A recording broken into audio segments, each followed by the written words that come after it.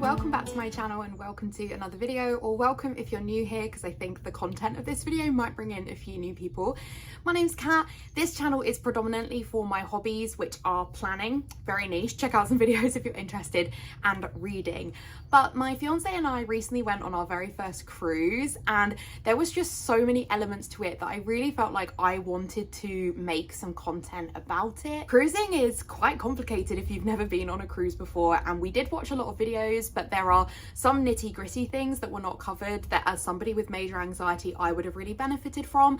So I wanted to make a video where I spoke about that. Even if I help one other person with this video, it will have been worth all the prep and filming. I have 14 pages of script for this video, and make sure I say everything that I think would help somebody.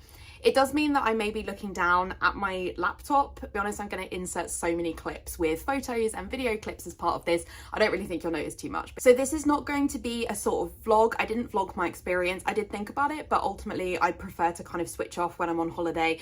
But I did make a lot of notes while I was on the holiday, and I did take so many photos and video clips. So I have got a lot that I will be interspersing as part of this. So hopefully you'll still get a really good feel for the trip.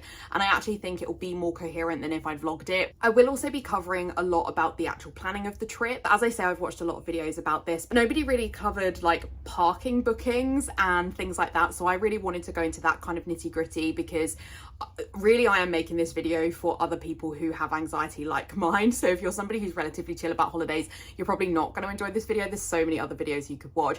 But if you do have anxiety, I hope that sort of going through these things will help you. I will have everything timestamped down below. So if you want to skip to a certain part, if you're joining this video just because you want to hear me talk about the excursions in Norway, that's absolutely fine. So the cruise that we went on was a 1-week cruise from the 20th to the 27th of May, which left from Southampton, and it went to the Norweigan Fjords on the P&O IONA. IONA is, I think, the second biggest ship in the fleet of the P&O ships. It is huge, and we'll talk about that. In terms of the Norwegian Fjords, you do 4 port days. So you do 1 day at sea, 4 days in port, and then 1 day coming back. And that was a really good length of time for us. We saw a lot in that time, and the Norwegian Fjords are absolutely incredible. I really don't think that the photos and videos I've got here will even do it justice. So if you want my sort of very top level, do I think the Norwegian Fjords are worth it to go on holiday to? I absolutely do. I feel really privileged to have seen that area of the world. So before I get into my actual video, I just want to recommend a couple of videos that really helped me when it came to planning our trip. I initially decided to go on this cruise because of Meg with Books, who is a book YouTuber, but she did this cruise in May last year, and I learned so much about the trip. I even got inspired about the trip from her. So I would first recommend that video. I would then really recommend One Couple's Adventure. They are a couple that vlog all of their traveling, and they have a very helpful series of videos about this cruise, and it's like a really in-depth cabin tour. And so I learned that there are like plugs under the lamps through watching their videos, so I would really recommend watching theirs. We also watched a couple of other YouTubers, so ones I would recommend are George and Dan and Paul and Carol Love to Travel. So I will link all of them down below. I think that their videos are well worth watching if you are planning to go on this trip. Okay, so first off, let me start with booking this cruise, which is where you're going to probably see me looking at my laptop a little bit more, because I don't really obviously have clips to talk about this. So we booked this cruise directly with P&O. There are other websites that you can book through. So we were subscribed to Cruise Mummy's newsletter, and she does give you like discounts and different websites that you can book them through. But we did go direct with P&O. I think we're kind of just used to booking direct. I feel like you get slightly more protection if you book direct with somebody. So given this was our first cruise, we decided that we would just rather book direct with the website. Whether we could have got a better deal going with somebody else, I don't know. So one of the first things that you'll do when you are booking your cruise is selecting your room type. So it's a really good idea before even going into the booking page to sort of know what sort of room you might be aiming for. There are different types of rooms. So you've got rooms that have no windows, rooms with windows, balcony rooms, and then there's some various suites as well.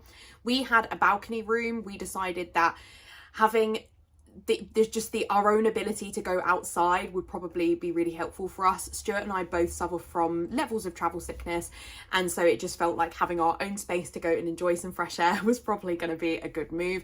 And that was definitely the right option for us. There are so many helpful videos on YouTube with sort of rooms that could be recommended on the P&O IONA. The Cruise Mummy website is also really helpful. There's like a guide on even the locations of the rooms. The Iona has 17 decks and the majority of those have rooms on them. So you do need to sort of really think about where you might want to be positioned. So we ended up going for deck 14 and our cabin was 14512. There is actually a video on YouTube about this particular cabin because there is some noise that happens outside. Generally the Iona is a little bit of a noisier ship, and when it's really bad weather you can hear stuff moving, but to be honest that's really normal on a boat. We watched a lot of videos about that, so we still would really recommend that room even if you find that video that said that this room is not good. We really liked it.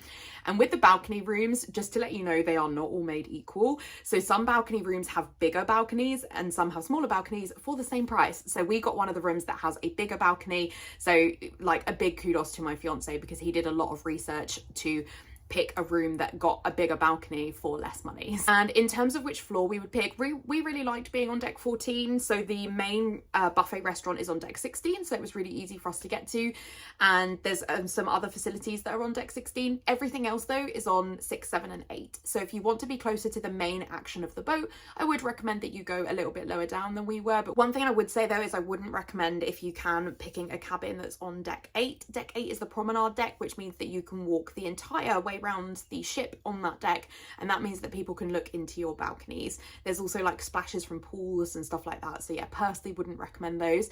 The cabin that we went for is on the side of the ship, so we didn't want to be at the front or the back, and I'm so glad we weren't because you can feel the ship move more if you're at the front or the back. Being kind of slap bang in the middle of the ship was really good for us in terms of there not being so much movement. There is definitely still movement, and it's a really weird feeling to be lying in bed and feel it move, but it does move less in the middle, and that was important to us. If you are somebody that really struggles to sleep in silence, I think you would probably generally struggle with a cruise. Like in general, the ships are just kind of loud.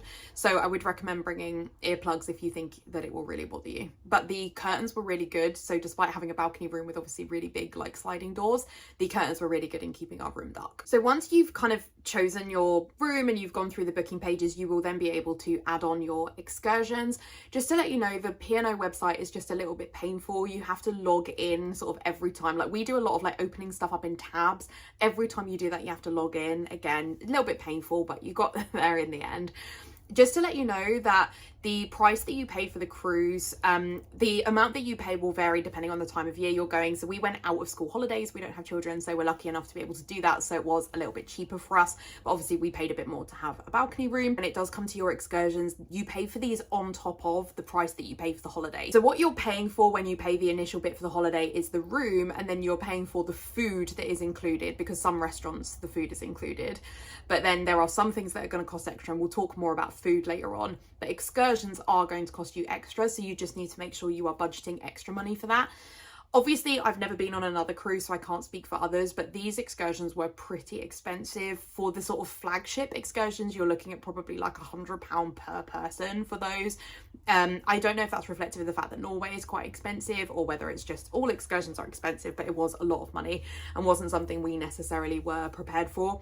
It meant that we didn't do excursions all 4 days that we were in port, because we just didn't feel like we were willing to pay basically like £800 for the sort of top level excursions. But they do have a range of excursions. They're not all going to cost that, but if you want to do the sort of big ones, then they do. We would really recommend that you book as early as you can for excursions as well, because some of them do sell out. So particularly if you want to do this cruise, the Monday, so the first port day, is in Stavanger, and that is the Pulpit Rock hike. And that is like the flagship excursion for the whole trip. So we would recommend you book that, because that wasn't available to book when we were on the cruise. Some excursions were, some smaller ones, and actually some bigger ones, I think. But yeah, if you think you're going to be doing one that's popular, best to book it in advance to guarantee your spot. You can also pre-book spa treatments. There will be loads of spa discounts on board, so I don't know whether I would say that I think this is essential, but the actual treatment that I went for, which I think was a Swedish massage, was still cheaper in advance than any discount I saw when I was on the ship. And also, if you want to use the spa on a like a boat day, on a sea day, that is going to be more expensive than if you do it on a port day when people are out and about, so the spa are trying to fill it with people that are remaining. You can also book your access to the thermal spa. You get 2 hours in the thermal spa. We did pre-book this because we wanted to do it on a sea day rather than a port day. But what happens is you can't actually pre-select the time slot that you're given, so you are just selecting that you want that day. When you arrive on the ship, they will then tell you what your 2 hour block is. We just didn't recognise that. We didn't even read the notice properly when we were on the ship as well, and we ended up having to go on a different day. It's a whole thing. Another thing that you can pre-book in advance is some meals. So basically for the sort of speciality dining in the main, and that usually opens about 2 weeks before the cruise. Obviously, I'm only speaking about my experience here, but it opened 2 weeks before for us. I would recommend that you do book these in advance. I know it's a little bit painful. If you've ever been on holiday to Disney, to be honest, booking this cruise was really similar. There is so much information to learn, and you do have to sort of know, like, every day of your cruise, what you're going to be doing, where you want to eat, what excursions you have. So it's really similar to a Disney holiday, so you do need to have a think about that. You can play it by ear, but I think you have to be prepared that you may not get some of the restaurants. For example, Sindhu, which is a really popular Indian restaurant on the ship, we decided not to book a place at Sindhu, but when we were on the boat, we would have maybe liked to have gone to Sindhu, but a space never became available. So we would recommend, where possible, you book in advance, especially for the Limelight Club, which is the entertainment club where it's like dinner and a show kind of thing. And then also for like the Epicurean, Sindhu, some of the restaurants that are sort of the more speciality, kind of special restaurants. Okay, and then the last thing is that when you're booking your holiday, you do, if you get direct with P&O, I guess it's probably not a thing elsewhere, but you do get a sort of P&O benefit that you can add. And the one that we went for was guaranteed parking at Southampton Terminal, and then you got some onboard spending money as well. What they do not tell you is that that doesn't actually guarantee you a parking spot. You still have to book a parking spot. And despite the fact that P&O send you a fair amount of reminders for things like booking food and booking excursions, they do not send you a reminder to book a parking space. We realized like 2 days before we left. Our cruise is on the Saturday. On the Wednesday, when we were finalizing and printing off luggage tags and stuff, we then realized that we had not booked a parking space, and all of the parking that would have come through P&O was full. Very stressful. It worked out fine for us in the end. I'm actually really glad with how it worked out. But if we'd known this, that we actually weren't going to be using the P&O parking at the terminal, we would have then preferred to have gone for a different benefit, which would have just been onboard spending money. So we did lose out a little bit because of this, and I just didn't see anybody else talk about this anywhere. So frankly, this is kind of the main reason I've made this video, is to mostly just talk about the parking situation. But yeah, if you do decide to go for the benefit where you want to park your car at Southampton, please make sure that you book it as early as you can. Just keep checking about it, because spaces do go. The Iona holds 5,200 guests and 1,000 staff. There is not enough parking for everybody. But that is everything for my pre-booking, so let us talk about Embarkation Day. So Embarkation Day is the day that you leave, and you'll be given a time slot, but not very far in advance, but you will be given a time slot of when you need to arrive at the terminal. The time we were given is 3:45. I don't know whether that was based on, like, maybe that was when balcony rooms were or something like that, but our time was 3:45, so quite late in the day. We live about a 2-hour drive from Southampton, so we had always planned to just drive down on Saturday, because we are people that can get up early. Ultimately, we commute into London, so relatively easy for us to get up quite early.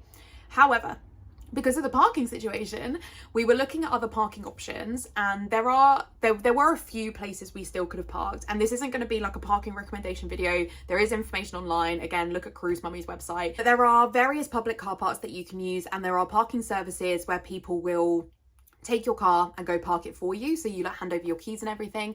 We were not really happy to do that. Our car is relatively new to us, and therefore we didn't really want to hand over our car to a stranger. There were also a couple of reviews for some of the places that said that, like, somebody got a parking ticket while they were gone because their car had just been parked somewhere random. So I am sure that many of these companies are super reputable, but we were just not personally willing to do it. So we decided that we were actually going to drive down on the Friday and stay overnight in a hotel. We ended up staying in the Novotel in Southampton because I was looking on one website that recommended that you could leave your car there. We did actually end up then booking through Novotel's website direct, which I would really recommend because it was cheaper, and we got breakfast included, and we got our parking as part of that, and they paid for our taxi to the terminal on the Saturday, which was super nice of them. So yeah, I would recommend booking direct with Novotel if you decide to stay there. There are loads of other hotels in the same area as Novotel. There's basically a few that all share like 2 big car parks. So very easy to find a hotel there. There's definitely an Ibis there, and then there was something else as well.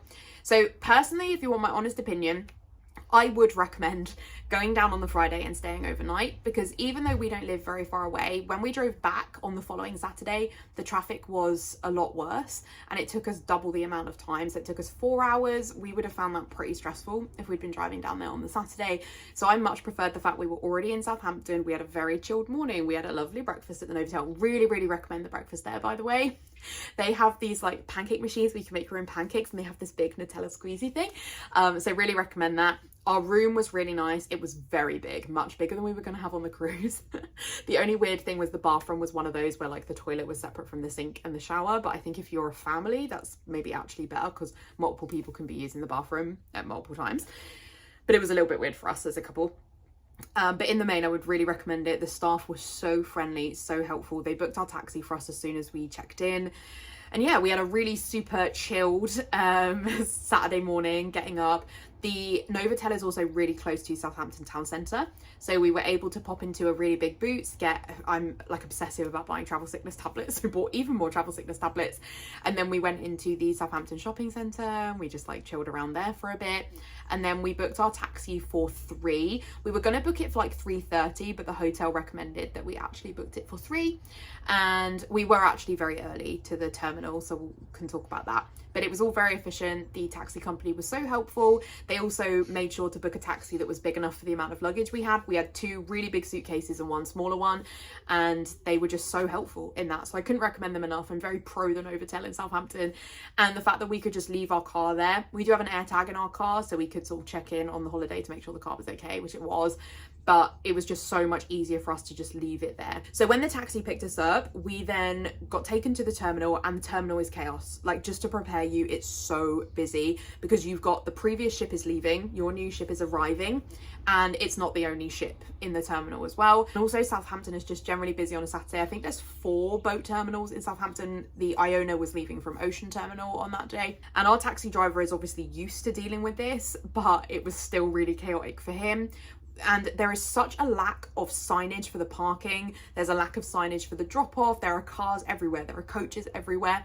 I'm so glad we did that in a taxi. Honestly, I'm so glad. Like, Stuart would have found it so hard to park there. Just the lack of signage would have been so stressful. So for us, if we were ever to do this again, we would definitely go down the night before. We would leave our car at the hotel and just do stuff by taxi. So as I say, we did get to the terminal pretty early. So we got there at 3, and they are very particular on the paperwork that you should not arrive earlier than your time. We decided that because there was a bit of a queue to check in, we would join the queue early. And I would say it did take us about half an hour to get to the front. So we were there by 3:30, which people did check our tickets, but like not really checked it in that much detail. So I think the fact that we were 15 minutes early at this point was really not a big deal. When you arrive at the terminal, there will be loads of people to help you, and they will direct you to where you drop your bags off, and then you get in the queue to then go through security. There is a big building that you go into. There's like an escalator that goes up, and then you'll be put into a queue. You will be checked in. It's all very similar to an airport if you've ever flown. You get checked in, you have your passports checked, and then you go through security. The staff there were just so helpful. We actually got fast tracked, and I don't think that was to do with our ticket or anything like that. I think it was just we were really smiley and like friendly to the staff, so we got put through a faster queue. So I'm not saying that would definitely happen to you, but just a big thank you to the staff at Southampton, who were just really lovely and got us fast tracked through the system. So we then got through to the passport people. The passport person asked if it was our first time, which it was. So she was so friendly and helpful and just really talked us through everything. You have to take your picture in advance, and they very much want a sort of passport picture. Stuart's phone is quite long, and so she was a bit worried that our pictures would be too long, like too much of our body showing, but it was fine. But that's just a note to make sure it is like a passport photo that you do. And we then got through to security. Security is pretty similar to airport security, but there's not as many restrictions on liquids and stuff like that. So we just put through like our hand luggage, went through the like airport scanners. And I often get stopped at airport scanners. I think it's the underwiring of my bra stops me, but it didn't stop me there. So I do think it's sort of slightly less restrictive than airport security. And then we went through and went on the boat. Honestly, this whole thing probably only took us maybe half an hour, if that. Obviously, we had kind of been fast-tracked through the queue, and so it might be that it would take you longer, but it was just a very smooth experience for us. I'm somebody that gets a lot of anxiety just generally about airport security. I once had a knife planted in my bag when I went to the O2, and so I got stopped at security and nearly got arrested. And so I am very anxious about security, but this was actually a very, like, generally just easy process. So you're given your cruise card as part of check-in, and so once you get onto the ship, you scan it in, and you get really used to that. Anytime you leave the boat, you scan out to leave the boat, and then you scan back in to get back on the boat, so they know who's where. And then we were directed to our muster station. Your muster station is where you go if there is an emergency on the ship. So we went there to check in and meet the person that would be supporting us if we needed to go to our muster station. We then went straight to our room because it was ready. They can't guarantee that your bags will be there, but you can still go to your room. And there we met Rochelle, who was our cabin steward. So your cabin steward is kind of responsible for your corridor, and they look after you, make sure that everything is okay. They come in and like refresh your room every day, and they're sort of who you would go to if you have any issues. And we did see Rochelle every single day. She's always around cleaning and stuff, so it would be very easy to speak to your cabin steward if you did have any issues. There is a security video to watch in your cabin, so we did that straight away, and then that was it. We were kind of free to like explore the ship at that point. Oh, let me give you my sort of general ship overview. So as I said, the Iona is 17 floors. It is big. It is a big ship. I liked it when it was big. I suffer a little bit from claustrophobia, and so being on a big ship I really liked. It's interesting the number of videos I've watched that people say that they still didn't feel they could navigate their way around the ship at the end of the week. We absolutely could. I don't think it's so big you can't get to grips with the way that the ship is. So the ship has 3 sections. It has a forward, a midship, and an aft. And so when you're sort of moving around the ship, it might be, oh, this bar is on deck 17 aft, for example. So it's good to just understand what those terms mean. As I said, the rooms are on the majority of the floors, and some of them are on port side and some of them are on starboard side. The best advice that I can give you is that the even number rooms are on the port side and the odd numbers are on starboard. Nobody has said that in any video. And when you get on the ship, we were just walking around mindlessly for like 10 minutes trying to find our room, because you don't get given a map when you check in. That makes no sense to me. Everyone should be given the map of the ship when they like arrive on the ship, but the map is waiting for you in your room. The hardest thing to find is your room if you don't know that the even ones are on port side. The way you can remember it, even 4 letters, port 4 letters, okay? So even is on the port side, and it says that. That's like a tip that's on the map, but you don't get the map until you find your room. There are stairs that go between every floor, and there are lifts sort of on either side of the middle of the ship. So one that's like middle and forward and one that is middle and aft. The lifts. I have opinions on the lifts. Some of the lifts are out of action when you first arrive because they're being used for luggage, but to be honest, there are not enough lifts generally on this ship. As I said, there are 5,200 guests on this ship, and that is not, there's like 8 lifts on each section, so 16 lifts in total. That's not enough lifts. It's so similar to Disney in that people are just kind of out for themselves, and if you're going to be British about it, like we were, and politely queue for the lift, you're never going to get in the lift. You have to be so out for yourself, which I just hated. That we let people go in front of us all the time. Anybody that needed the lift more than us, we let go in front of us, but you're just constantly waiting for lifts. People will like jump ahead of you to go and wait for another lift, and like will push past you to get in. I don't know, British people are so rude. If ever possible, I would recommend you use the stairs. Obviously, some of you are going to need to use the lifts, and that's absolutely fine, but if you can use the stairs, it is better. But you do about 20,000 steps a day on the Iona. It's so similar to Disney in that way. So it's tiring, and if you've been on hike excursions like we had, I basically couldn't use the stairs for some of the days. So that was problematic, and that's just my kind of maybe one criticism of the Iona, is that I just don't feel that the lifts are suitable for like the general clientele that uses a cruise ship is mostly going to use a lift, and so the lifts were just not enough for the number of people. I'm not going to do a full ship tour or anything like that. We didn't film that kind of video. I would recommend One Couple's Adventure who do a full ship tour, and there are, to be honest, loads of ship tours of the Iona, because the Iona doesn't just go to Norway, it does loads of different cruises, so there are loads of Iona tour videos. The main things to do are on decks 6, 7 and 8 in the lower decks, and then 16 and 17 in the upper decks. And when I'm talking about the stuff to do on the ship, I will be saying where stuff is located if I can remember. So as I've already said, I'm very pro the balcony room that we had. We really loved the space. We had a bigger balcony because Stuart made sure we had a bigger balcony, so that was really nice. And in general, I really liked our room. I didn't feel it was too small at all. I felt it was a really good size. When you walk in, you have the bathroom on the left. We then had our bed and wardrobe. Then you have a sofa and your kind of little living room space, and then the balcony. Thought it was a really good setup. Didn't feel it was too small at all. The bed's quite high, so your luggage all slots underneath that. So really good because you can like put everything away. The wardrobe is maybe a little bit small, but to be honest, you only have a week's worth of stuff. If you were on a longer cruise, maybe it would feel sort of too small, but for us, it wasn't really. There is not a ton of hanging space and there are a limited number of hangers. I have seen that you can ask for more hangers.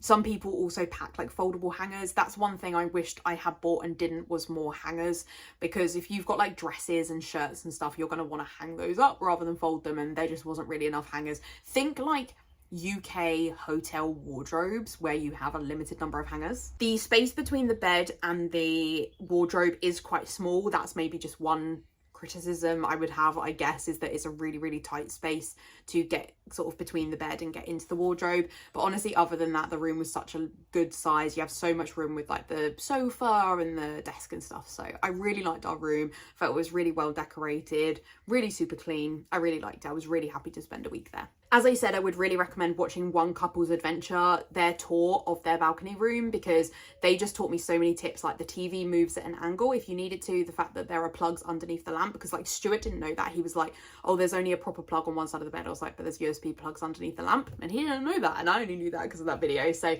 yeah, I would really recommend their video. I think it's one of the most helpful videos I watched before we left. So now let me talk about what there is to do while you're on the ship. So as I said, the cruise is split into, you start off, you leave on Saturday. Sunday is a sea day while you're going to Norway. Then Monday to Thursday are port days. Friday is a sea day, and then you come back on Saturday. There is plenty to do on the cruise. You don't need to bring any cash with you. Everything will be done through your cruise card, where you will have a credit card that it is sort of charging back, and then you kind of settle that bill when you leave, or if you put a credit card, it's just gonna charge it automatically. So really super easy. One thing I really wish that I'd done that we didn't do is, when you're first on the ship on the Saturday, particularly if it's your first cruise, I would recommend that you go and visit things like the spa and the cinema, the gym, stuff like that. Go and visit it on those days just to figure out how stuff works. Particularly the spa and the gym, we didn't go to the sort of orientation things that were happening on those days, and it gave me a lot of anxiety later in the week that I didn't know how things worked. Each day at about 6 p.m, you're given a magazine which is called The Horizon. The Horizon is your absolute best friend. It has everything you need to know about what's happening. It will have the weather that is going to be in the port when you get there. It has the time of sunrise and sunset. It lets you know any important messages, and it has sort of everything that's happening. It lets you know spa discounts, shopping discounts, what talks are happening, what quizzes are happening, what time shows are happening. It's just the best. We loved the Horizon. It was like one of my favorite parts of the holiday was taking the Horizon and going through and like sort of circling what we might want to do. I'm that type of person, like, you know, the Argos catalogue where you'd go through and circle what you want to buy. It feels like that. It's really reminiscent. So really loved that. So we would basically always take the Horizon with us to dinner, and we would then look at what we wanted to do the following day. Some stuff you needed to pre-book via My Holiday, which is what everyone calls the P&O app. It's not an app, it's like a web page that you can access using the ship's Wi-Fi, but everyone calls it an app. So just to let you know, that's what they're referring to. We didn't do everything. There's absolutely no way I think you could do everything in the week if you're doing excursions or going on like all of the port days, but I will talk to you a bit about the things that we did do. So first off, we had the spa. So as I said, we were actually hoping to use our thermal spa on the first boat day, so on the Sunday, but we just didn't read the notice properly. So when we got the notice, it said 8 a.m. to 10 a.m, but the spa is open like from 8 a.m, so I just thought it was showing the full opening times. I just didn't realize that it said when our slot was. So we did miss our slot and only realized later in the day, so we had to go to the spa and like rebook for later in the week. They didn't charge us again, but we just had to move it. But then we had to do it on the Thursday, which was a port day, because the sea days were full. So yeah, just something to note there, that they're going to give you the time slot on the piece of paper in your room. You get 2 hours in the thermal spa, and about 14 people can use it, so it doesn't feel too busy, which is nice. And there are quite a lot of lounge chairs. I think there were 14 lounge chairs, so in theory everyone would get one, but there is still a little bit, and this happens in every spa, where people will like put their towel on the chair even if they're not using it. That just happens in any spa you go to, and it's something I really hate about spas. A small whirlpool, there's a sauna, there's a steam room, and then there's a salt room, and then there's 2 experience showers. It's quite small in there. It's a nice place to escape. I don't think you would need more than 2 hours. There's not enough to do there. The pool is quite small, but it's nice. It's very like dark and atmospheric. I really like the experience showers. Stuart and I really like those because we've been to a spa before that had them, and they make like sound and smells, and it's really nice. I don't know, it's fun.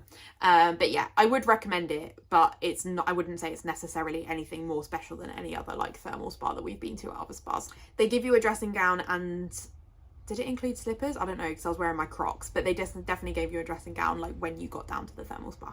So I had pre-booked my massage, as I mentioned earlier, which I'd booked for Thursday afternoon because I kind of thought, okay, once you've done like the 4 port days, you might be wanting to relax a little bit.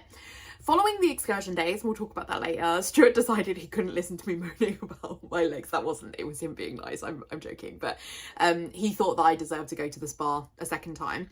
So we actually went down then on the Tuesday to see if I could get into the spa then, because there had been a deal in the horizon on Monday night for the Tuesday, and there was availability. So, you know, do go there and ask if you can handle it, because there is often availability. They do have a lot of masseurs in the spa. They do also have like hair salon there, nail salon. I didn't do any of that stuff, but they do have that as well. Again, you might need to pre-book it, or at least go there on the Saturday sort of when you want it, particularly if you want it done for the Sunday, which is the celebration night. If you're hoping to be fancy on that day, think that everyone else is probably going to want that. What happens is when you get down for your appointment, they take you downstairs to the spa, and then they'll get you to sort of fill in a quiz on an iPad. Very fancy. This is probably the most fancy spa I've ever been to, and I'm not like a spa connoisseur, but in the last 2 years I've been to a fair number of spas. It's like the thing that I've done for my birthdays and stuff, and what we've done for like Valentine's days and things. This was definitely the fanciest spa. Like on the iPad, the app, you can like circle like where are your problem areas and stuff.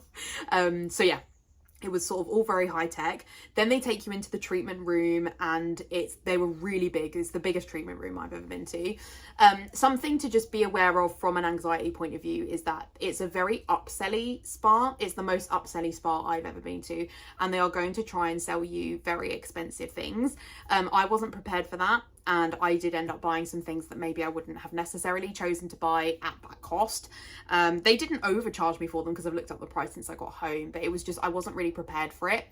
And they did then, like, I kept my treatment on the Thursday, but they changed the treatment because I kind of had my massage on the Tuesday, and then they made it longer, but they like upsold it and I had to pay a bit more. So that may have obviously been specific to the like masseur that I had, but it's just something to be aware of, that I have not been to spas that are quite as upselly as that before. So there's then also a gym, which is on deck 5. So the spa is on deck 6, the gym is on deck 5, and it has quite a lot of equipment packed into an okay sized gym. It's not the biggest gym ever, but I'm not really sure it's like the most popular attraction on a cruise, but it was pretty well used every time I went down there.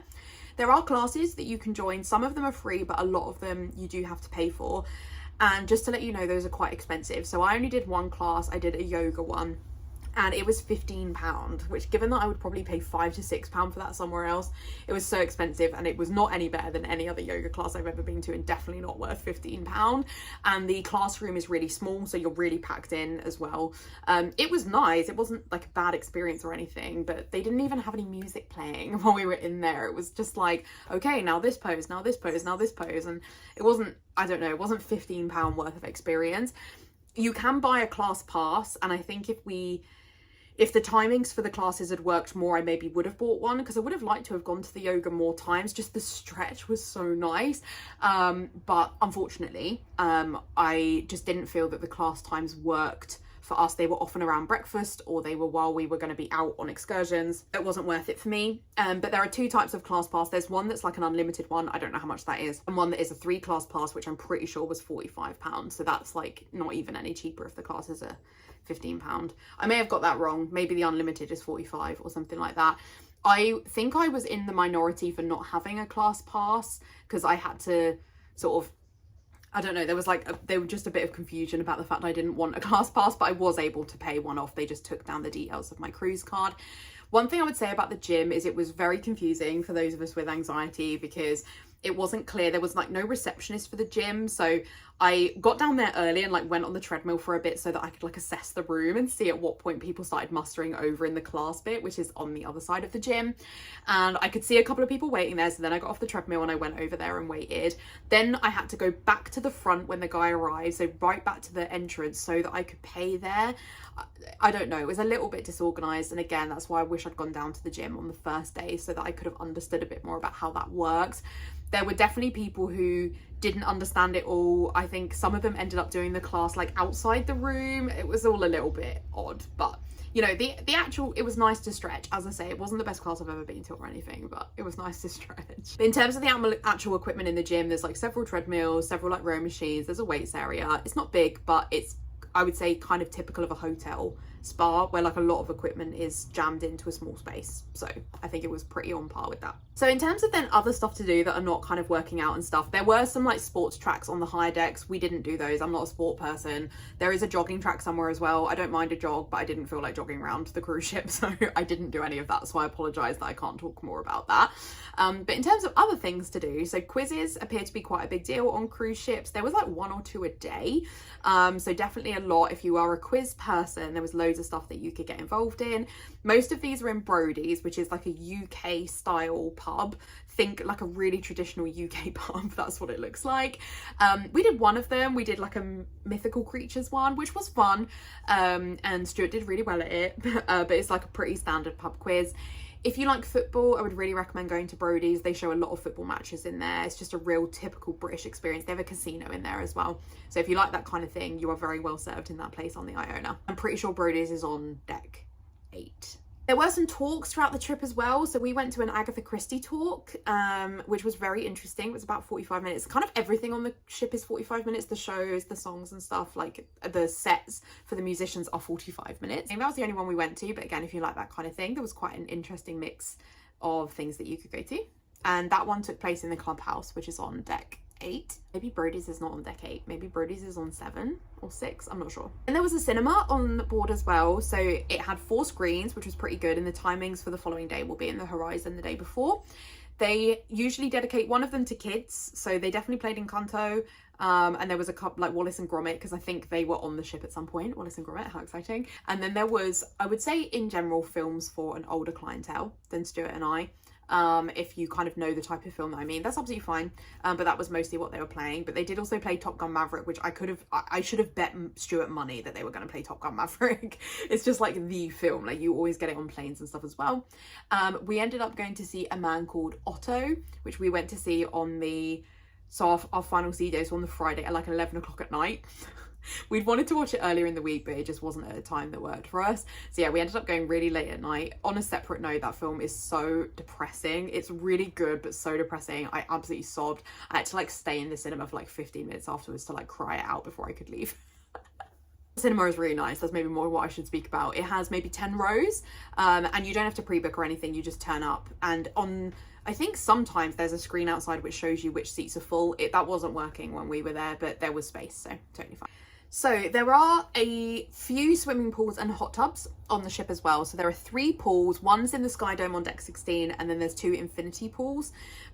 We didn't use the swimming pools at all. To be honest, I think the swimming pools were a bit of a letdown. They were quite small, and there were a fair number of families on our trip, and so they were kind of dominating the pools, which is fine, but there just wasn't a lot of room. And I would have liked to have gone in the infinity pools. It's like a dream thing of mine to go in an infinity pool one day, but I was not willing to be in a small pool with that many people in it. And then the hot tubs, there's a few dotted around. Like there's definitely one on deck 17. I went in there at about 7:30 on a day when it was raining. So nobody else was in there, and that was really nice because I could have it to myself, and it was obviously really hot when it was really cold on the ship. So that was fun, but we didn't sort of make a big deal about that. It's not something we sort of tend to focus on holidays anyway, sort of going in pools and stuff. I can't swim, so. So then let's move on to entertainment, because it's a pretty big deal on the ship. So there's a lot of music entertainment on the ship. So the Headliners Theatre spans across deck 7 and deck 8. It's a pretty big theatre, and they have a show on each night, which is a kind of musical theatre style performance. Like very cheesy, not a lot of plot, but really, really amazing choreography and performances. The performers were just absolutely fantastic. I'm a musical theatre person, so I was probably always going to like it, but I would really recommend it. They had a few, I think we had 2 different shows we could watch during the week. So the ones that we had were called Sky's the Limit and Festival. I preferred Sky's the Limit, Stuart preferred Festival. In general, they were really good. I would really, really recommend them. The performers were just so good. And you did need to pre-book your seat using My Holiday. One of the ones we went to, I think Sky's the Limit, was really full, but Festival wasn't as full. That was later in the week, so maybe it's something that fills up more earlier in the week. One thing I would recommend is that you actually don't sit on the flat part of the theatre, is that you sit kind of in the deck 8 part, which is raked, because it's just not well raked in that theatre if you're in the front sections, and if someone tall sits in front of you, you literally will not be able to see. Next up is then the Limelight Club, which is on deck 6. So this is an evening venue where you get a 3-course meal and then you watch a performer. When we were on the ship, it was Gareth Gates. 20 years ago, Kat was so happy about this. I was such a Gareth Gates fan when he was a thing on Pop Idol, so it was really fun to watch him. You're not guaranteed for it to be a certain performer. There's people like Lee Mead often do these cruises. You had to book it in advance, and I would really recommend you do that because we never saw availability for that. I mean, how could there be? It was Gareth. The Limelight Club isn't massive, so I would recommend you pre-book that if you want to do it. And I would recommend you get there half an hour early. So it starts at 7, but you don't have a guaranteed table. So the earlier you get there, the better seat you're going to get. We turned up at 7. Most people had been seated before us, even though it like started at 7. And we didn't have a very good table. You actually can't see well from every table in there, which was really annoying for the amount that we've paid. I didn't love the Limelight Club as an experience. So I would recommend you get there early if you can. There's basically like poles that block your view. Really annoying. So then there's the Sky Dome, which is on deck 16 and 17, which has different acts each day. We watched a couple of bands there. The performers are amazing. All of the entertainment on the ship was really good, but the Sky Dome is not a great performance venue, and a few people have said that. It's huge and it's really echoey. So I actually had to wear loop earplugs while I was in there, which I bought for sleeping, and I actually only used them to be in the Sky Dome because it just echoes so much. It was so noisy. So if you're not good with sound, I would maybe recommend you bring some earplugs with you. But in terms of the bands that we watched, so we watched the Voxens and we watched Pulse. Again, I don't think you're guaranteed to get them, but the Voxens were like a girl group, and Pulse would do different theme nights. So they did like a 70s one, they did a country night, they did like a rock night. We didn't watch every single one they did because we couldn't fit everything in, but I would really recommend you prioritizing watching the entertainment on the ship. They were just so good, and if you happen to have the Pulse or Voxens, would absolutely recommend them. They were really brilliant. So on one of the days we did watch Pulse in the clubhouse, which is at the back of the ship on deck 8, and I would really recommend that you get there as early as you can. It is a big venue, but it just fills up so quickly. None of the venues are big enough for 5,200 people, okay? there's a lot of people on this ship, and even though there's space, there's not really enough space for everybody if they all want to be doing something. So I'd really recommend you get there early, or you're going to be standing, and when you're at the back of the ship, it rocks. It's not my favorite area. On the day that it was really bad weather, that's the only time we really felt the seasickness, and we couldn't stick in there. There was a comedian that was on, and there's quite a lot of comedians on the ship, but we didn't watch any of them because we're a bit hit and miss with comedians, and this particular comedian I did not think was funny, and that kind of worked out because Stuart was like, I can't sit here, you just really can feel it move. There is shopping on the ship as well on deck 7 and 8. It's mostly designer shopping, so stuff like Bradley, Mulberry, Pandora, stuff like that. Personally, we're not really into that kind of shopping, so we didn't really make the most of it. I don't even think it's really very good for like souvenir shopping either. It's better to do that on your port days where you can go to more like traditional kind of touristy shops. But if you like shopping and you like discounts, there is no tax while you're on a cruise. We don't have kids, so I'm not really going to talk about the kids entertainment, but there is kids entertainment, and there were a lot of families on the ship, so I'm going to guess people felt that it was kids friendly. There was, as I say, some kind of Wallace and Gromit thing. There's like a crash and a nursery, there's sports activities, there's like party music, like theatre-y type activities. So I think there's probably quite a lot to do for kids. It's just we don't have them, so can't comment on what it was like. Okay, now let's talk about food. Food is a massive part of the time that you spend on the ship. There's so many places to eat. It's just a really big part of it.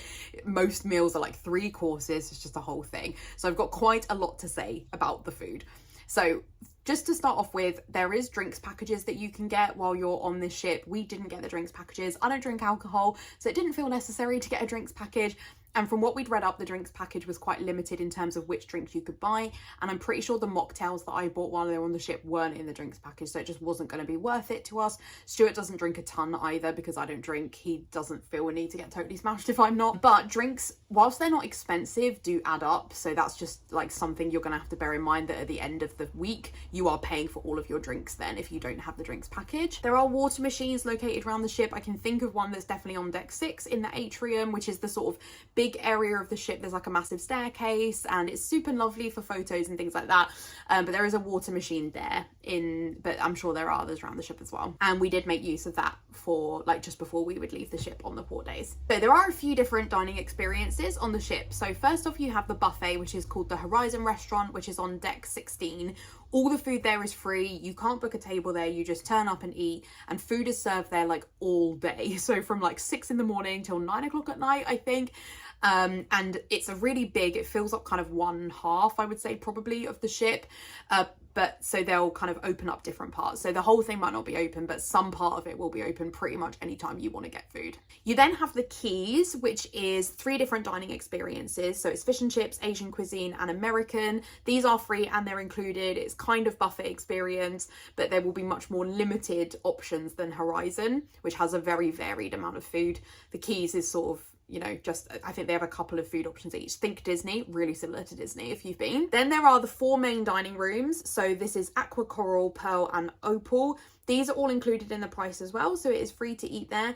You can book there in advance, or you can join virtual queues to get places. I think you can just turn up sometimes as well, but we didn't try that, so I can't really speak about that. Then there are speciality dining experiences, of which there are many. Most of these you need to book, and most of them cost extra money. The ones I would really recommend booking in advance are the Limelight Club, the Chef's Table, which is just on one day, that's on the Sunday, Sindhu, which is the Indian restaurant, Epicurean, which is very fancy, Olive Garden, which is actually predominantly free. This wasn't available to book before for our trip, but it is one that people generally like, so it might be worth pre-booking. There are a couple of other restaurants as well. So there's Keel and Cow, which we didn't eat in, but that's quite a sort of like meat eatery type place. That one I think you could join virtual queues for on the day, and there's a few other places as well, but those are the main ones. In general, regardless of where you eat, the food is served pretty quickly. They have sort of must have massive kitchens somewhere, and then it kind of comes up on a hot plate from those, and then the servers will sort you out. You can be in and out of most places in an hour and a half, but you can often do it in an hour, even if you're eating a 3-course meal. In general, there are kind of more limited menus in the sit-down restaurants so that they can get the food out quicker to you and have a higher turnover. So we didn't eat in every place, but I will do a mini review of the ones that we did eat in. So the Horizon restaurant is the buffet restaurant. As I say, it's available for all meals. There's afternoon snacks in there, so you can get like scones in the afternoon. It's all very cute. We ate there for every type of meal at some point over the course of the week. As I mentioned, it's located on deck 6. It spans a huge part of the ship, and it actually ends at the Sky Dome. So if you are like in the pool at the Sky Dome, there is a bar there as well, but it's really easy to get into the Horizon restaurant. So breakfast is probably the main thing you would eat in the Horizon, and to be honest, it is absolute chaos. It's so busy, and that British charm just really comes through. People pushing in front of you. They take no prisoners. If you are a polite person, you're going to really struggle at the Horizon. It's really difficult to get a table past 8 a.m. So if you're happy to eat breakfast early, if you go there at 7, it's glorious. It's so quiet. It's really easy to get a table. It's really peaceful. 8 a.m. everyone descends. So yeah, we did tend to eat earlier there, because it just meant we had a much nicer experience than if we went later on. To be honest, the food in general, there's a really, really good range of options. There's a lot of cereal, there's cooked breakfast, there's often like pancakes or waffles or something like that. Fruit as well. You have some dietary options. We don't have any dietary restrictions. So they had rice milk though, so I don't drink dairy milk, but they had rice milk, and they had loads of other types of non-dairy milk, and Stuart is vegetarian. So those are the kind of only dietary restrictions that we have, and we were well catered for, but obviously I don't feel I could speak for everybody else. The food does change every day, so you can't guarantee. So they had this really nice banana muffin one day, but that's not going to be there every day. They didn't even have hash browns every day. So if you have children who need to eat the same thing every day, there can be a little element of stress in eating at the Horizon, because the menu does change, but there are some staples which will be there all the time. It's just you can't guarantee something will definitely be there. But I did actually really like it for the range of food. I felt sort of earlier in the week we were more cooked breakfast eaters, but I don't eat like egg, and I don't eat most meat at breakfast and stuff. So towards the end of the week I was much more like just having like a plate of American pancakes or some cereal or something like that. Lunch and dinner are pretty much the same. The food changes daily. It's a pretty good range of food. It's open for longer, so it might be slightly less chaotic, but it can still be busy. But especially on port days, it's going to be a lot quieter in lunch there. The afternoon snacks, really good, because you can have scones and you can have jam, and they do it with whipped cream rather than clotted cream, but still pretty nice. And then dinner, we definitely had dinner there a couple of nights, and dinner I think is the best meal there. They have a really, really good range of dinner options with loads of like dessert options as well.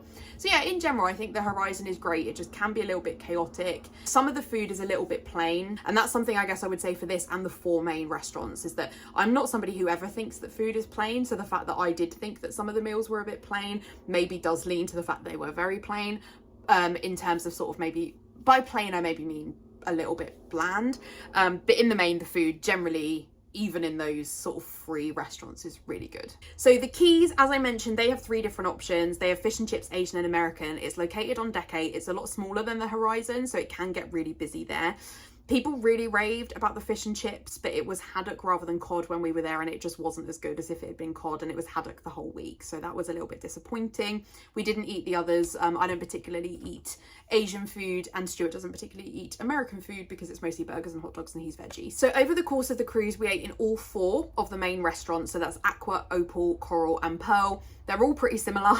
They just have like ever so slightly different theming, but even that is ever so slight. I wouldn't even say the colours are that dissimilar, but they all serve the same thing each day regardless of what you choose. So whichever of the 4 you're in is going to have the same meals, but that menu does change each day as well, so there's really good variety, and it's all included, and it's really good value for money, I would say, because you get like a 3-course meal option at lunch and dinner, and a really good range of options at breakfast as well. You can book a table for breakfast between 7:30, well basically the slots are 7:30 or 7:45, I guess, because they get walk-ups after that, but again, we didn't ever try and walk up, so I can't really speak to that. We didn't try and virtual queue it for those either.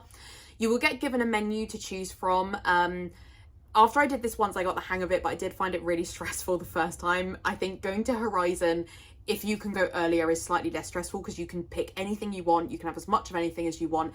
If you're in a sit-down restaurant, it's a bit harder to sort of pick as many things from the menu. So that's an anxiety thing rather than an actual issue. But it's a much quieter experience in there.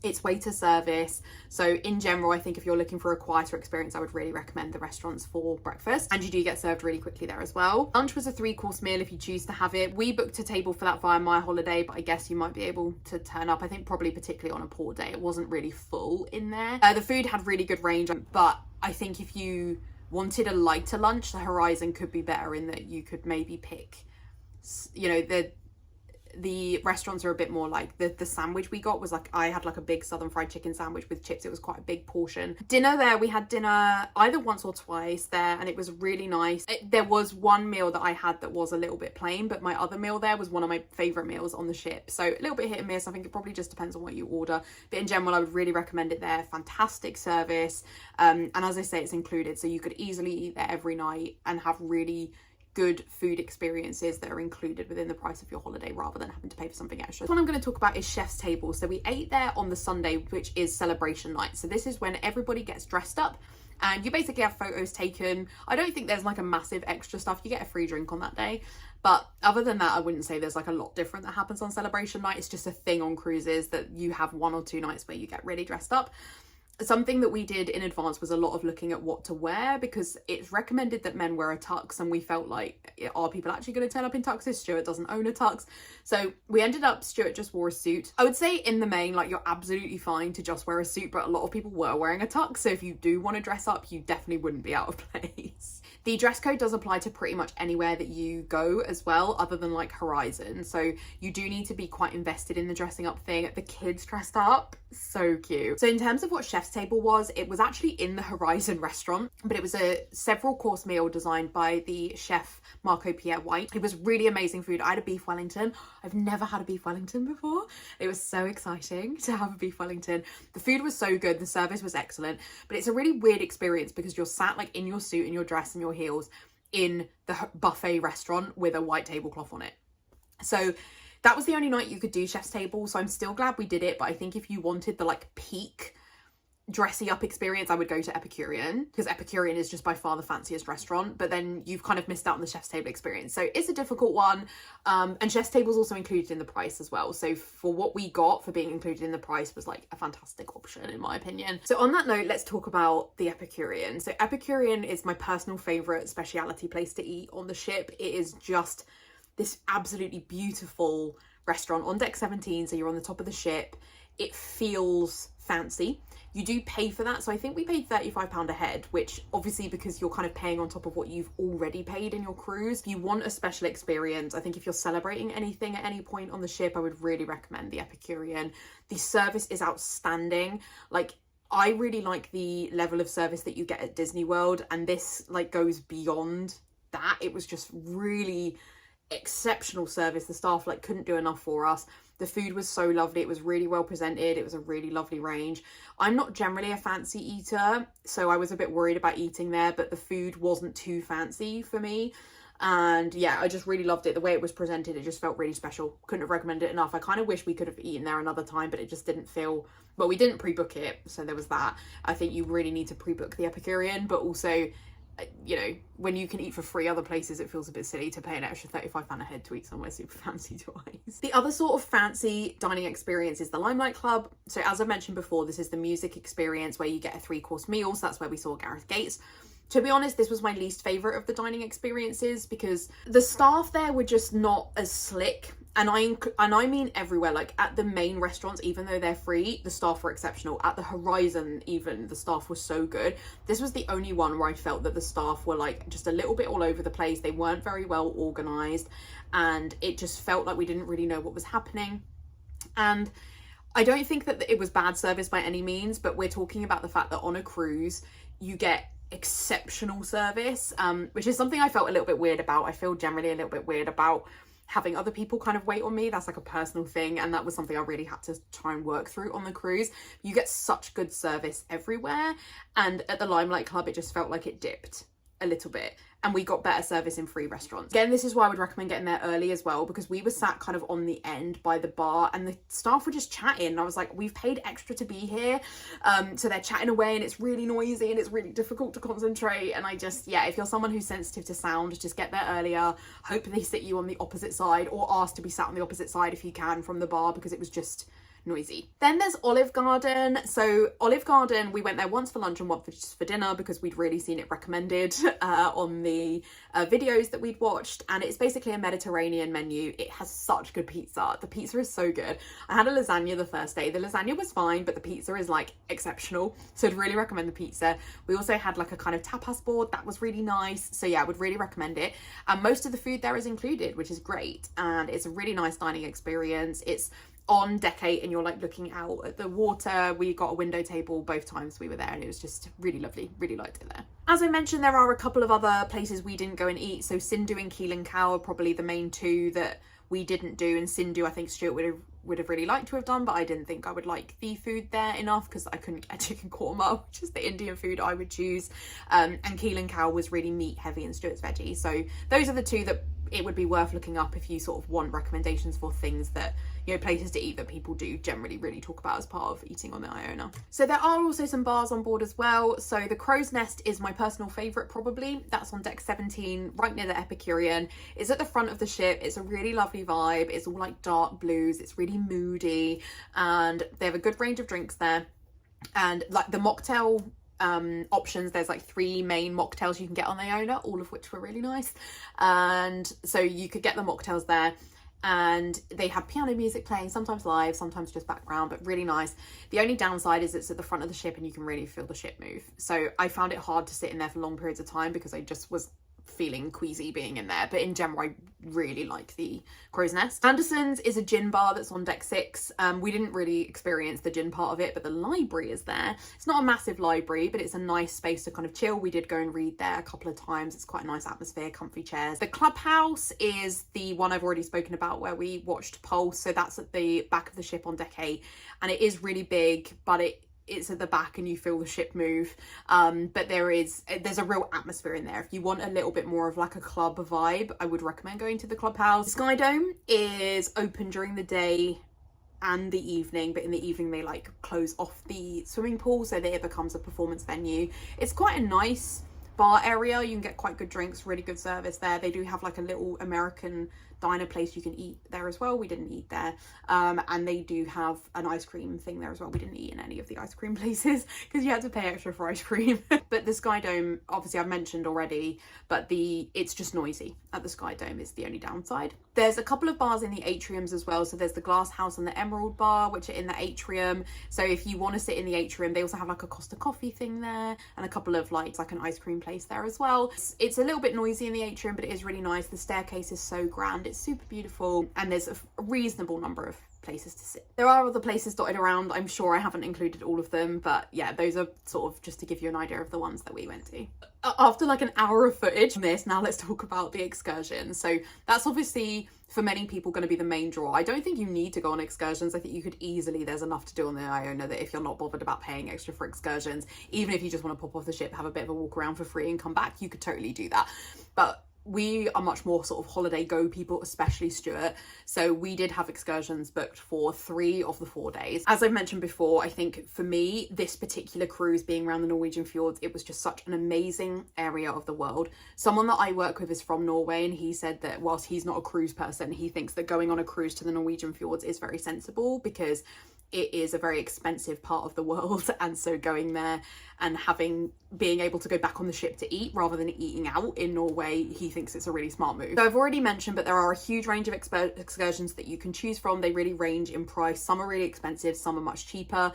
Mostly you book them before you go, but some of them might be available on the day. And tickets for the ones that we pre-booked were just in our cabin when we got there. On the app, you'll be able to see sort of recommendations for who the excursions are for. So it does sort of say if it's like high energy or low energy, or if it's accessible or not accessible. Each day you'll get an announcement from the ship crew to let you know when you can leave the ship. It's usually about 9:30, and then you have to be back on the ship for usually around 4:30. But it will show you on the screens what time you need to be back. So but that's about the amount of time you have in each of the ports.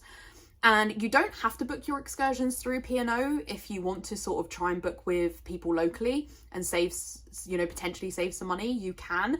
However, if you for any reason are late back, the ship does not have to wait for you if you are not on a P&O excursion. So we were not willing to take that risk. We would much rather have paid a little bit more and just had the safety of the ship is going to wait for us. Every time you leave the ship, they scan your cruise card. When you come back, you also have to show your cruise card twice before you even get back onto the ship. Then they scan it again, and then you go through security to get back on the ship.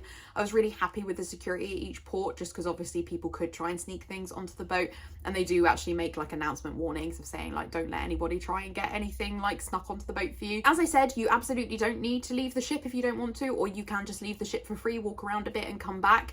One thing to just be aware of though is that not every port is necessarily in the area of the town that has the stuff to do, and so you could get somewhere and there might only be like one shop to go to and then that's it. So that is just something to be aware of. But in the main on this one, I think if you hadn't have had anything booked, you probably still could have seen little bits of stuff, but you wouldn't have gotten nearly as much of the fjords, which is ultimately why we went. So the excursions were worth it for us. Okay, let's talk about each of the days. So on Monday we went to I apologize for the way that I'm going to butcher the pronunciation of all of these fantastic Norwegian places, but the Monday we went to Stavanger, which is the highlight of the trip for most people because it includes a hike to Pulpit Rock.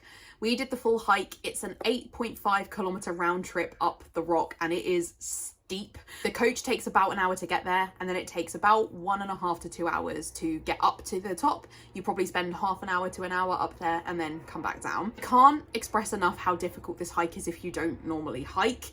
I'm relatively fit and I found it really difficult. It's really steep, it's relentless, it has massive steps to climb on uneven pathing. It says on the app that it's like high intensity, but it's beyond that. You really should be a keen hiker if you want to do this. I would really recommend you bring snacks as well, because no snacks is included. And one of the best tips I can give you is bring a lunchbox from home or like a Tupperware box to put snacks in. We just went to the Horizon that day, we made some sandwiches, we took some snacks, some fruit and stuff, and put that in our snack box and took it with us. We made it to the top in 2 hours, which is really good, and I'm really proud of that given that I found it so tough. There were 3 coaches of people that were leaving for this hike, and I think the one that we ended up on was the one of the keen hikers. They're not like ranked or anything, but I guess the keen people were obviously going to be on the first coach. And our guide, Bjorn, just really kept insisting that we made it down quicker. He wanted us to go back earlier to Stavanger to have a look around because he's from Stavanger, so he was like, come and look at my town. And I can see what he was doing, and I guess if you were a keen hiker and you could do it faster, that was really nice, but it put a lot of pressure on us, and I found that element of that day an added stress that I didn't really need. Obviously it might be specific to our guide and to Bjorn, but it just did ruin the experience a little bit for me. Despite how hard it was though, if you can push forward and do it, the views were absolutely absolutely amazing. We have so many cool pictures of us on the top, and it's really cool to say I've done it. I was actually raising money for cancer research during May, so to be able to do a hike like that as part of that was just absolutely incredible. The weather was quite good by Norway standards on that day. To be honest, it was almost too good. It was pretty hot, and so we'd bought quite a few layers. We'd got like, you know, normal like a t-shirt, then a fleece, then a rain jacket. We did not need any of that. I actually wish I hadn't have been in like a normal, I was in my cancer research t-shirt, and I wish I'd actually been in like a thinner workout top because it was just too hot. Now, I'm not saying you're going to get that weather. Norway often rains, and when Meg with Books, who like inspired this whole trip for me, when she went, it was like really, really bad rain, and I can't imagine doing that hike in rain. It would have just been so hard. So do bring multiple layers with you, but if you can see the weather is quite warm, you're probably not going to need that many layers. There's a small shop at the bottom. We didn't get time to go in that because Bjorn rushed us. There's also a cafe where we got an ice cream, but like as soon as we got back, we got our ice cream, and then Bjorn came over and was like, right, we want to get back on the coach. And I was like, Bjorn, I'm eating my ice cream. And you know what? He got his karma because he'd actually lost 4 people in trying to rush us all down the thing. So sorry, Bjorn. Yeah, I'm not a fan of Bjorn, but you know, the experience was incredible, even if it was really difficult. Because of him having lost 4 people, we didn't get to look around Stavanger, so I can't really speak about what there is really in Stavanger to do, but I think it only really had like 2 shops if I'm remembering correctly. There is like an old town part, but yeah, we just didn't get to have a look around it. Obviously my legs were like on fire from this hike, so I just needed to get back on the boat and lie on the bed and not move. Tuesday was in Olden. That's my personal favourite. It was quiet and sleepy, and it has like 2 schools for 5. It has like a school that only has 5 students at it, and it has like 2 churches and just like 2 shops. It was absolutely beautiful. Think like Lord of the Rings and Game of Thrones. It was just, I'm bowled over by how beautiful Olden was, and I just feel so privileged to have been able to see that area of the world. You sail into Olden at 4 AM, which they do let you know the night before, and they really encourage you to get up then to see the fjords. We did, and it's super beautiful, but you're probably going to feel really tired. I went back to bed after we'd kind of been looking at them for about half an hour. We went up to deck 17. Stuart did stay up, and he really loved like sitting on the balcony and reading and just sailing through the fjords for a couple of hours. If you don't want to get up though, you do see them on the way out when you leave at 6 PM. So I think if you want that experience, it's worth getting up at 4 AM, but I'm not sure if it's worth it if you're not too bothered. On the Tuesday, we did do another hike. We went to Brixton Glacier, which is about a 45-minute coach ride from the port. It's really picturesque. They even let you like stop halfway through for a little photo op, which is so cool. I really loved this hike. It was much easier than the Pulpit Rock hike. It was still hard, but nowhere near as hard. It's definitely, if you are somebody who generally thinks you're kind of average levels of fit, you could do the Brixton Glacier one. And it's very steep at the beginning, but it does then flatten out, and it's absolutely fine. The weather was also a little bit worse on this day, that it was like light rain, but that was lovely. It was really refreshing, and it wasn't as slippy. And the glacier is just magnificent. I couldn't recommend this one enough. And there are troll cars that would take you, so you don't even actually have to do the hike for this one. You can just take the troll car, so you can still see the glacier. So there is no excuses for you to not see the glacier. I think it's well worth it, and to be honest, the highlight of the holiday for me. Today we went to Alesund. So unfortunately the weather was really bad in Alesund, so we were going to go on an excursion to a sky lift, but that got cancelled because it was just way too windy. And I'm fine with that. I wasn't bothered by this point. Once I'd done the first 2 days, I kind of felt like I'd done all the excursions that I needed to do. There was this massive hill that had a load of steps to get up it, and Stuart did that, but I couldn't feel my legs by Wednesday. I was in so much pain from the Pulpit Rock hike, and to be honest, it did affect my experience a little bit the other days, because I found the Brixton Glacier hike so much harder because of Pulpit Rock, and Alesund I like couldn't walk up these steps for the amazing view because my legs were on fire. So again, that's why I sort of have some reservations about the Pulpit Rock hike. He really enjoyed it. We only stayed out for a couple of hours because it was really rainy, and there wasn't a ton to do in Alesund. You're in much more of like a town, so we did sort of walk around a little bit, but we're not bothered about going shopping stuff really. So we did a couple of hours, and then we went back and spent some time on the ship, which to be honest was quite nice. And on Thursday, the final port day, we went to Haugesund. So we hadn't pre-booked any excursions on this day because we were doing like flagship excursions the other 3 days, so we didn't want to spend any more money. But obviously we actually ended up with a refund from not being able to go on the skylift on the Wednesday, and we kind of thought we'd probably be feeling tired by the Haugesund day, and we were, to be honest. We didn't need to do an excursion, but also I think Haugesund is the most interesting town. There is a lot to sort of look through. There's a lot of shops there. It's the most decent shopping generally. It's not really like high-end shopping, it's just kind of normal shops. The town is about a 20-minute walk from the port over a big bridge, so you get a really good look at Haugesund. It's just really nice. It was a nice one to walk around. They have an English bookshop there, so when you get into the town you can go left or go right. Go left because they have an English bookshop if you're into reading. I loved the bookshop. They had such a good range of books, and just I didn't feel they were too expensive there either. They also then had a shop like further down, a game shop called Game Ninja, which had one of the, if not, to be honest, the best range of board games in English that I've ever seen. And you know, I'm marrying a board gamer, and he was just in awe. We spent so much time in this shop. The staff there was so lovely, and we ended up buying a Star Wars board game, and they gave us like an extra free promo thing. They were so nice, and I really wish we lived in a town that had a shop like that, because I just think they, like, you could play board games and stuff downstairs, and Stuart would just love it. So yeah, really recommend Game Ninja. I feel like I'm basically just recommending to you two like kind of British shops, but they were just so good. So those were the port days.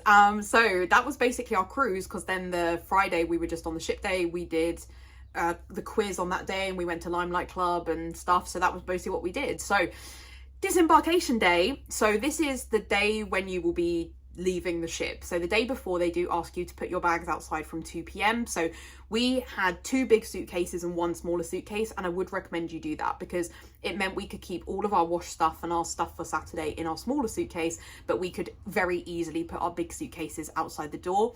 You can choose to not have them take your bags. You can leave the ship at like between 7 and 8, and you are responsible for taking your bags off the ship yourselves.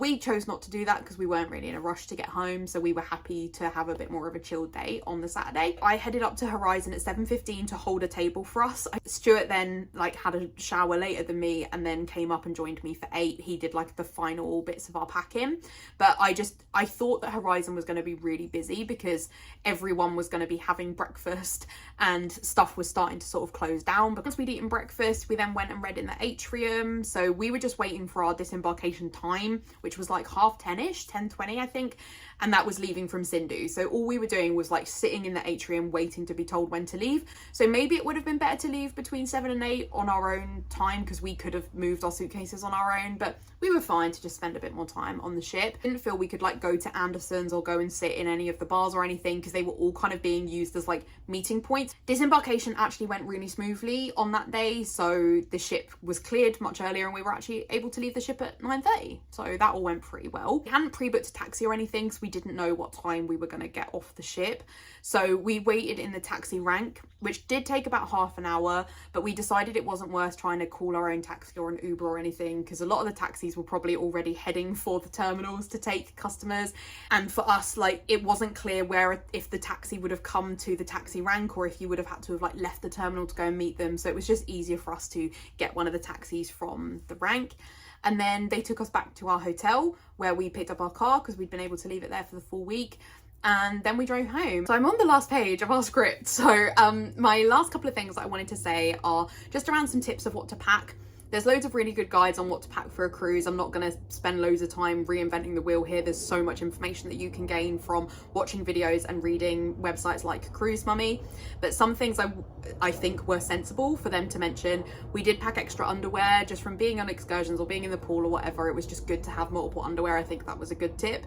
A lot of them recommend you get metal hooks. All of the walls in your cabin are metal, so you can put like magnetized hooks on there for extra storage space. We did use those. We put like our coats and our bags on them. We got ones that could carry 10 kilograms. Those were not really good enough for heavier bags, so I would actually recommend getting stronger ones than 10 kilograms. I mentioned earlier, one thing that I didn't see mentioned anywhere that I would really recommend is getting a lunchbox and bringing that with you. It was just so helpful to be able to take that on the days that we had the hikes where no food was included. There was food included actually. One thing I didn't mention, for the Brickshall Glacier, you did get some cake as part of that one, but again, we like made sandwiches and stuff to take on those days. We probably overpacked on travel seasickness tablets. I had about 5 different packets of seasickness tablets.